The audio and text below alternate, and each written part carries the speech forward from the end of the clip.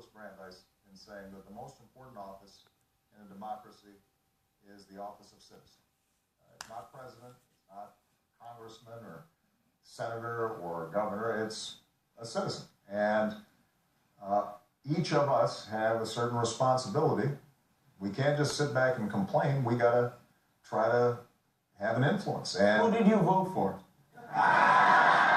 It's a secret ballot, and that's the way it should be. Why do you think so many people don't trust Hillary Clinton? You know, a lot of this just has to do with the fact that she has been in the trenches, in the arena for 30 years. And when you have been in the public eye that long, and, you know, in politics, folks go after you, and they're trying to find a weak spot, and any mistake that you make ends up being magnified and ginned up, and there are commercials around it, and the whole narrative begins to build. You know, that has an impact on people. But I can say that having worked with her, she is smart as a whip. She does her homework. She works really hard. She cares deeply about working families in this country. And, you know, she's not somebody who thinks the job is about flash and sizzle and making speeches. It's about just getting policy right and, you know, making sure that folks are doing a little bit better. And I think that at a time in our politics when everybody wants to get 100% of what they want right now, and the assumption is if somebody else doesn't agree with you, then they're completely wrong, and we got no time for them. The brand of politics that Hillary represents, which is pragmatic and says that, you know, you don't get everything done all at once. You make progress, you know, in little pieces at a time. That may not attract as much attention. It's not something that goes into 140 characters as easily. Right. But I think she will be an outstanding president. I think she'll be.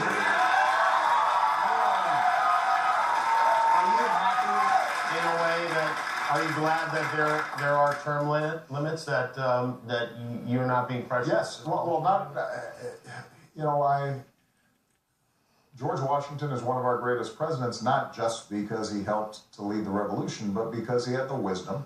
After 2 terms, at the time there was no constitutional prohibition on him continuing, and he was being pressured by a lot of folks to say, "You're the only person who can hold this together," and he had the wisdom to step back and say, I do not want to set a precedent where I am president for life. And now, personally, for me, if I were able to run for a 3rd term, Michelle would divorce me. So,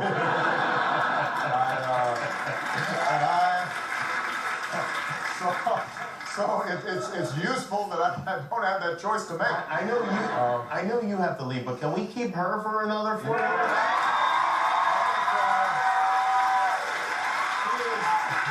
She is spectacular, but I was telling somebody backstage, Michelle was never wild about politics. You know, Michelle once explained to me, I try to organize my life not to have a lot of mess around. And politics is just a big mess. Yeah. She said, I still remember when I was thinking about running for president.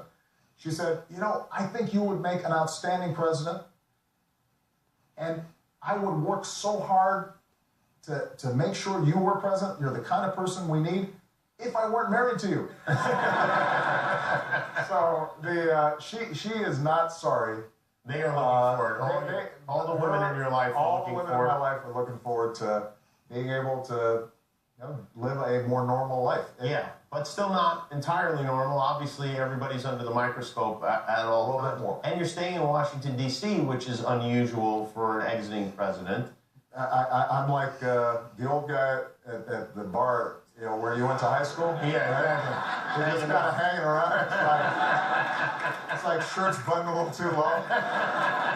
Still thinks he's cool. That's one of your friends that you're going to be hanging out with. Yeah. Me and that guy at the Capitol Hill bar. Ripping your Corvettes. When's that guy leaving? No, That guy's never Sasha is a sophomore, and she's doing great in the school she currently attends. And our attitude is that if you have a teenager and you really want to make sure that they never talk to you again, then pull them out of high school right in the middle. Yeah, you're right. Of sophomore year. So look, they've made so many sacrifices. They have, yeah, and they didn't get to decide that. Exactly. So I want to make sure that they get the ability to have what's best for them for a time. Do you ever wish you were running against Donald Trump? Do you ever wish you could climb in there? I saw the vice president said he wanted to fight him the other day.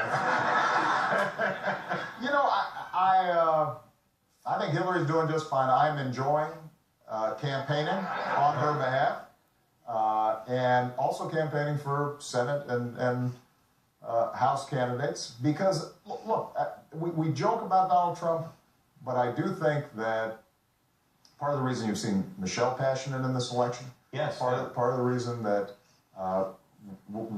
we get involved as much as we have is not just because we think Hillary's going to be a great president, but it's also because there is something qualitatively different about the way Trump has operated in the political sphere. I ran against John McCain. I ran against Mitt Romney. Obviously, I thought that I could do a better job. But they're both honorable men. And if they had won, then I wouldn't worry about the general course of this country. I think Republicans and Democrats have some fierce disagreements, and that's how democracy works. We're a big, diverse country, and sometimes it's going to be contentious and noisy.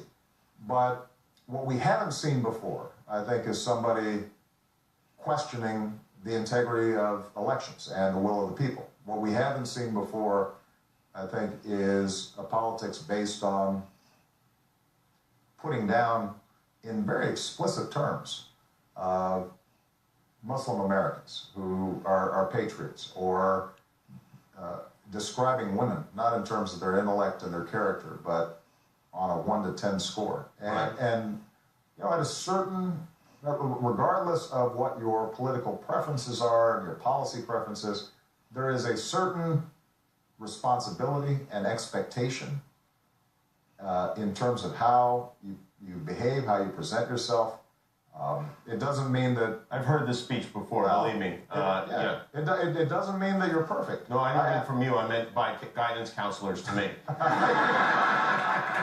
Well, that's the point is that, I said when I was running in 2008, I'm not a perfect man, and I wouldn't be a perfect president, but I make the effort to, as best I could, be honest to the American people, to make sure that I was protective of the institutions, that there are certain norms and standards and values and customs that make it work.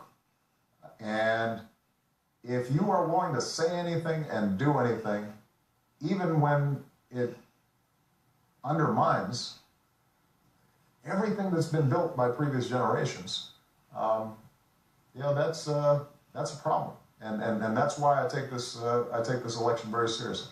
You should have sold hats, though, when you ran. I mean, that would have been... One thing you have to take away from Donald Trump is that you make a lot of money selling hats. Yeah. You know what?